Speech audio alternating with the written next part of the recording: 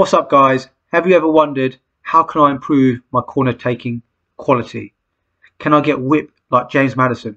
Can I get consistency like Ward-Prowse? Can I be as threatening as David Beckham and Trent Alexander-Arnold? Can I be on point like Tony Cruz? Well, look no further.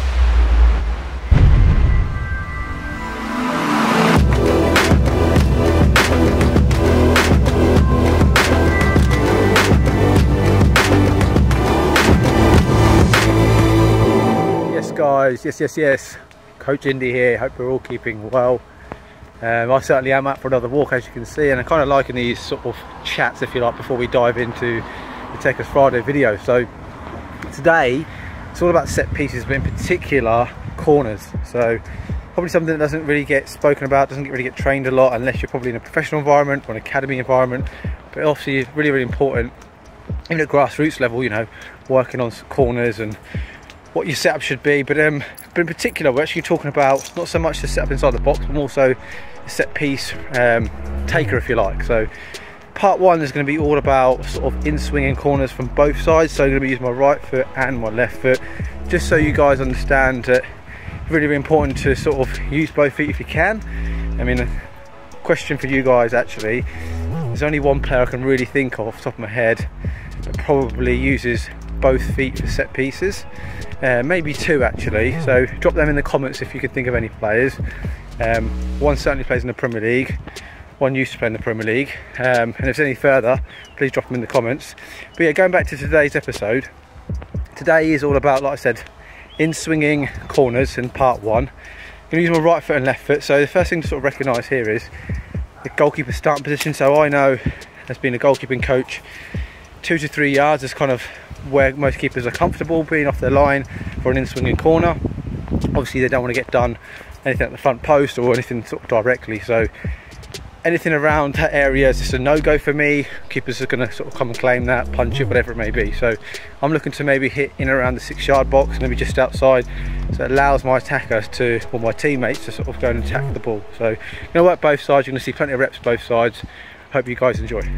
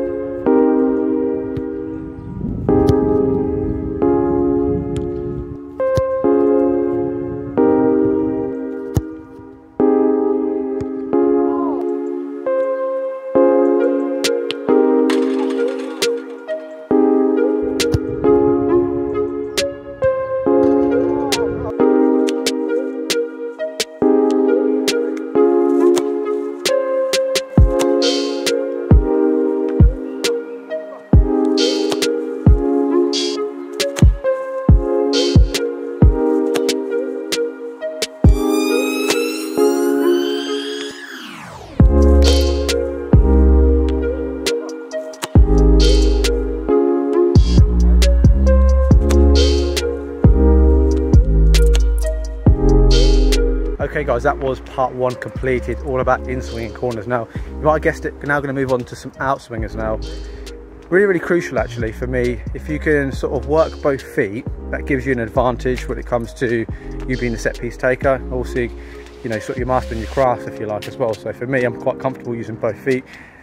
Okay, sort of delivering with both feet as well. So really crucial in terms of being able to adapt in a game. Maybe in-swinging corners aren't working, so all of a sudden you can just sort of change your foot and you can sort of work on the outswinging corners, sorry. And you haven't got to change your set piece taker, which means you haven't got to change your sort of personnel and positions, etc. So that for me is really crucial.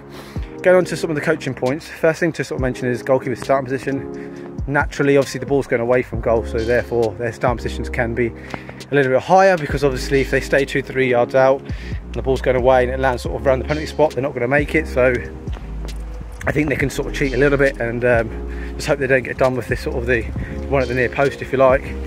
Second thing is in terms of recognising your teammates, how they're sort of going to attack the ball. You don't want them to sort of maybe necessarily check their run too much, because they're going to lose some momentum.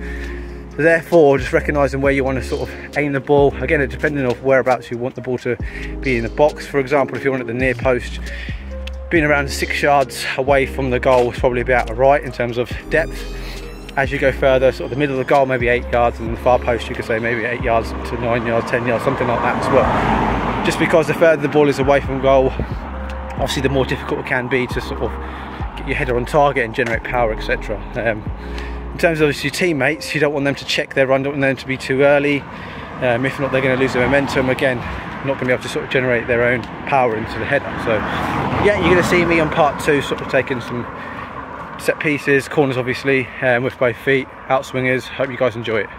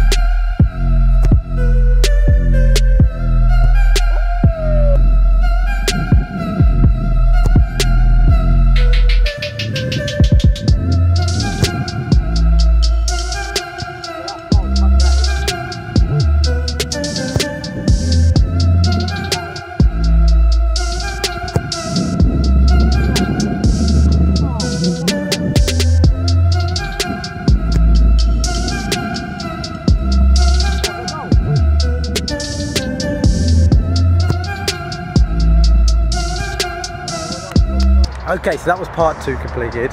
Hope you guys learned something, you can incorporate something into your routine, or maybe I've motivated you to sort of improve your weaker foot, if you have got a weaker foot.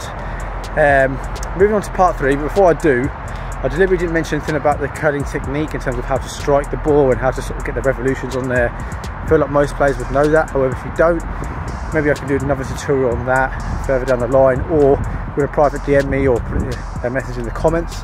Maybe I can sort of do a tutorial from there. Moving on to the final part then, which is part 3. We're going to work on some driven crosses and some lofted crosses. Now for me, lofted isn't probably used that often really, because I think it's too easy for the goalkeeper to sort of come and claim the ball unless it's sort of lofted towards the edge of the box or some type of volley.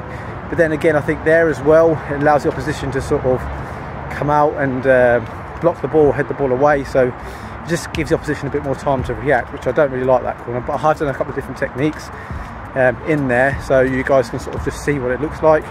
Obviously trying to get underneath the ball, plenty of loft, it allows sort of time for your teammate to go and attack the ball if you are going to use that.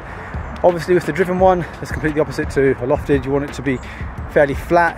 It eliminates the time for the opposition to sort of attack the ball, but obviously it gives your own teammates less time to sort of attack the ball as well. So you've got to really make sure your timing is crucial in terms of when you're actually going to go and attack the ball, and then obviously when you leave the ground as well, if you're going to go and head the ball. So again, I'm going to try and use both feet in here, both sides as well.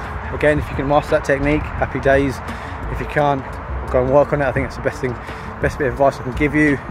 Yeah, let's roll the VT.